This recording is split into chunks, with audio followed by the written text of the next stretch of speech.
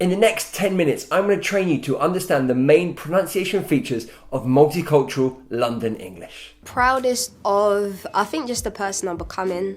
Yeah, but I don't take credit for that. I think I come from a good home. To come out of where they're from and to see the world. And for me, it was jokes because the world was just an hour and a half up the road. So you think I'm here to get your permission to shop food? You're here to get mine. Multicultural London English, or MLE as it's also known, is the accent of London's multi-ethnic young residents. It developed in the 1980s and very much reflects the city's young, diverse population. So it's a mix of Cockney, which is the traditional white working class accent of London, and then you have influences from the big immigrant communities in the city, particularly from the Caribbean, West Africa and South Asia. It's an accent that transcends ethnicity, and you will hear it across the city if you spend any amount of time here. Speakers of the MLE include rapper Stormzy, fellow musician Little Simz, and footballer Raheem Sterling. Now, there are some fantastic pronunciation features of MLE that make it unique that I'm going to show you throughout this video. Let's start off with this little clip from Little Simz. I've been given loads of amazing pieces of advice. Okay, we're starting with the price vowel, which is made up of a diphthong I. Now, what's a diphthong? Well, a diphthong is just two vowel sounds together. I. You can hear it, so price, for example. Now, in MLE, that diphthong sound I actually changes to an I. Pieces of advice. Pieces of advice. It's a process we call near monophthongization, which is basically when we go from a diphthong, two vowel sounds, to one vowel sound, or nearly one vowel sound. So we go from I to I. So she says advice, not advice, advice. I've been given loads of amazing pieces of advice. Let's get another example. Be called to fly. I think I'll get a lot done in my day if I were able to fly. Right, fly. Yeah, you can hear that change in sound. Not fly, fly. Let's get another example from someone else. I have a footballer called Emil Smith-Rowe who also speaks with MLE. Let's hear him. Yeah, I'm thinking like, is this a joke? Someone's just text me trying to make a joke, like trying to pretend to be him, you know? Yeah. Okay, in fact, he used it several times, didn't he? So he said like was like. He also said trying, right? Not try. So you've got like is like, try is try, and there are loads of other examples. Actually, as we go through all these clips, you'll hear it time and time again, this very distinct I sound. You can get it in the link below. Our next clip is from the hugely popular Netflix series Top Boy, which is all about the street gangs in East London. Now, if you're interested in the MLE accent or you just want to hear more examples of it, then I really recommend watching Top Boy. Almost all the characters speak with multicultural London English because it's based in inner city London. So it's a really great resource if you're interested in the accent. Now, in this clip, we're going to hear another really interesting pronunciation feature. So you think I'm here to get your permission to shop food?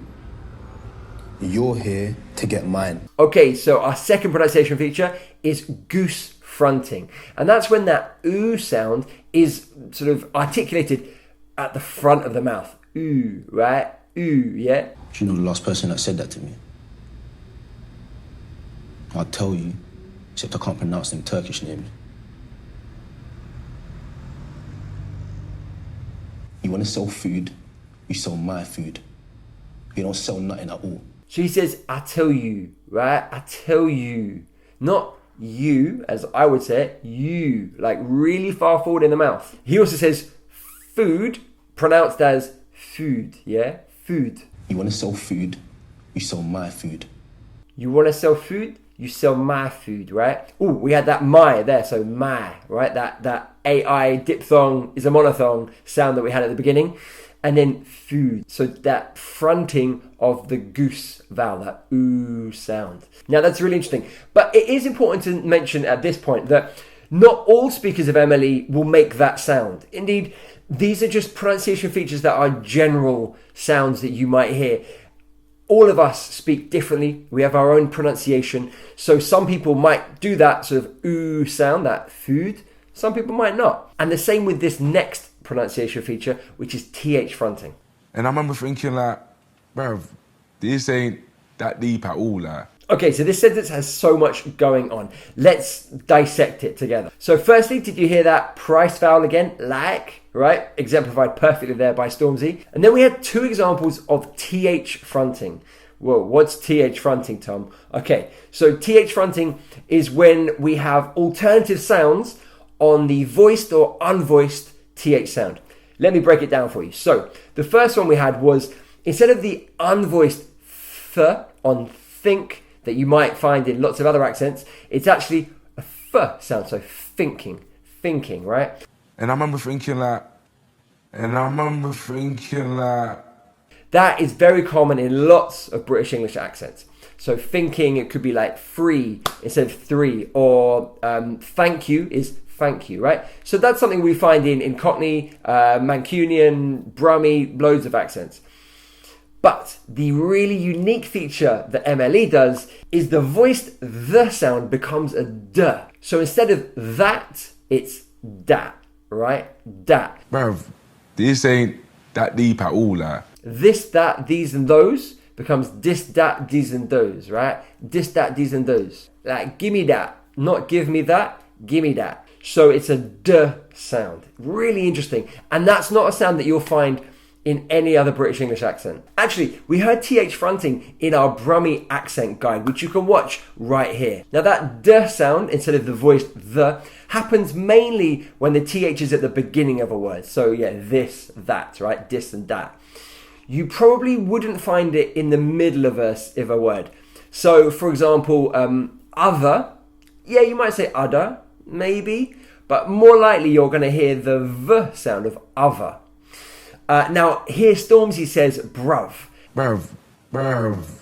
Now, bruv is a form or a short form of brother, but it's with that v sound, the th fronting v on the voiced th.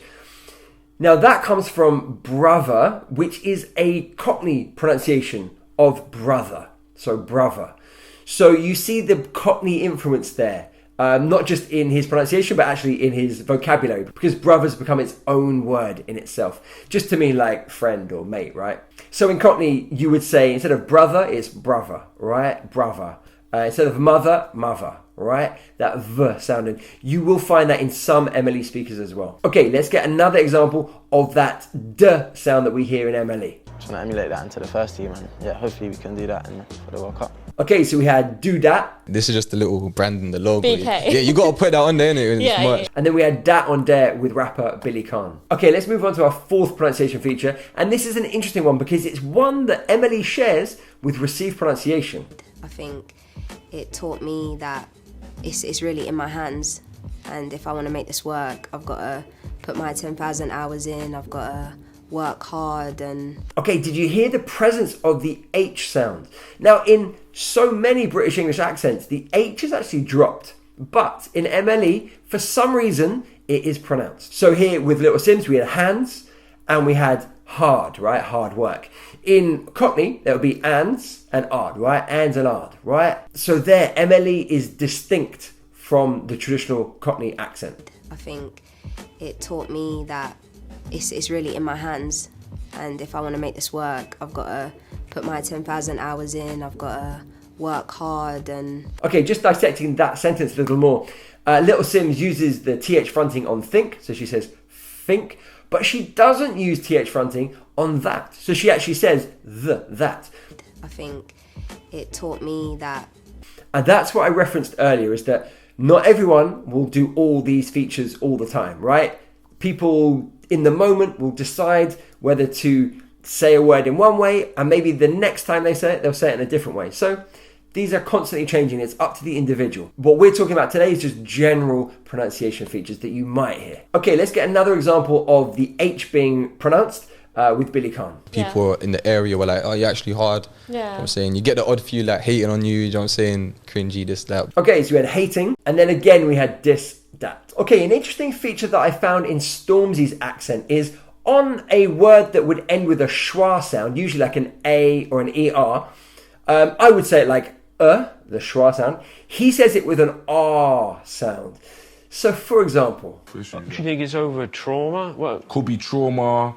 Sometimes people get involved in like I would say trauma. He's trauma, Could be trauma. right? Trauma. Things are easy to discuss from the suburbs. Do you know what I mean? On my sofa. The other example was so far, right? So far. So that's a pattern that I found in his accent. I didn't find that in Little Simz, but I did find it in Emil Smith Rowe. It's just crazy how close everyone is with each other.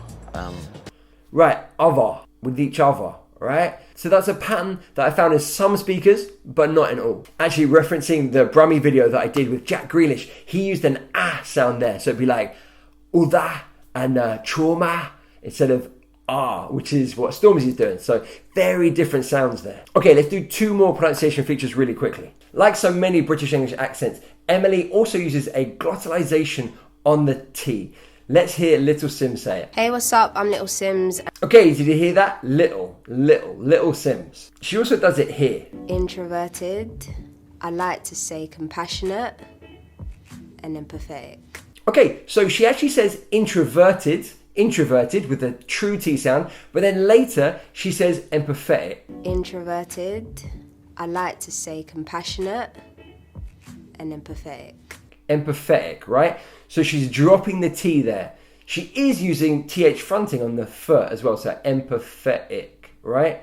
So in one sentence, she's using a true T and then she's using a glottal T. One other feature that I want to look at is that nasal ing sound that we use on ing at the end of words. Well, in Emily, that's dropped to an N sound. So here's a couple of examples. I've been able to channel a different creative outlet this year, which has been challenging but super rewarding. Right, so challenging and rewarding, right? So she's dropping that ing sound and changing it to an sound. Now there's a whole vocabulary of words and phrases that goes with Multicultural London English, and I've documented them in my book, A Really British Guide to English. There's a whole section on modern London slang that speakers of Multicultural London English will tend to use. We've got words like man, dem, bait, ends. It's all in the book. And if you'd like to get your hands on a copy of this book, you can get it in the link in the description below. This video is part of a British English accent series that I'm doing. The first video I did was a short guide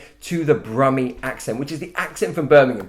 You might have heard it in Peaky Blinders or from footballer Jack Grealish. You can watch that video right here.